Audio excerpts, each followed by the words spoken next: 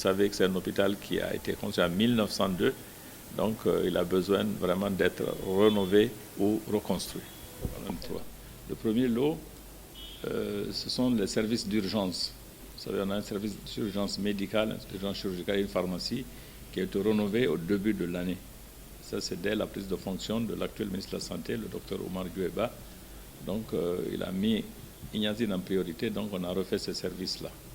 Ça, c'est au début de l'année 2024.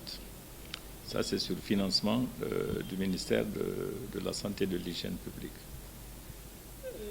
Ensuite, les travaux ont continué. Donc, on essaie de faire des efforts dans le cadre de la réhabilité. Nous, de notre côté, la cour de l'hôpital. Vous avez vu que l'hôpital a un nouveau visage. Donc, on a refait la cour. Ça, c'est le financement propre de l'hôpital.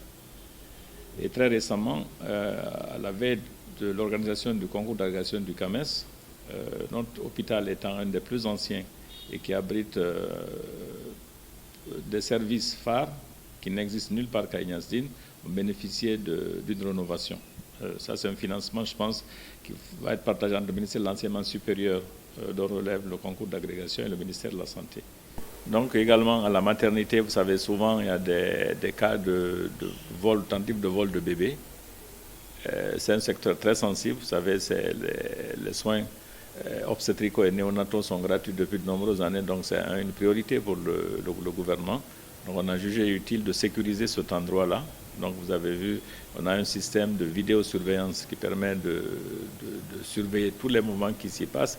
Également, un contrôle d'accès au niveau de la porte d'entrée. Si on ne vous ouvre pas la porte, vous ne pouvez pas accéder. Donc, ça, c'est également une avancée qui a été faite au cours de cette année. On est en train de faire le câblage pour que tout l'hôpital soit couvert en Internet. Il y a la moitié qui est couverte en Internet. Là, d'ici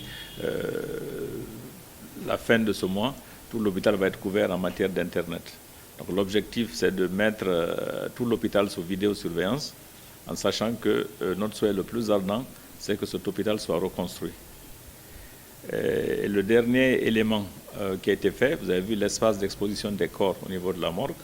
Là également, on a bénéficié du soutien de la Fondation KPC pour l'humanitaire, qui avait déjà construit cet espace en 2010 et qui a gracieusement rénové cet espace. Vous avez vu que c'est un espace d'une grande capacité.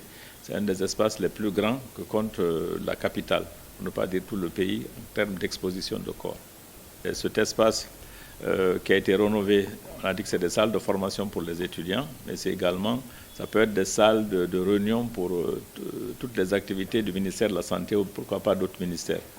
Donc on espère et on souhaite vivement que les usagers, notamment le personnel de santé, prennent soin de ces espaces-là.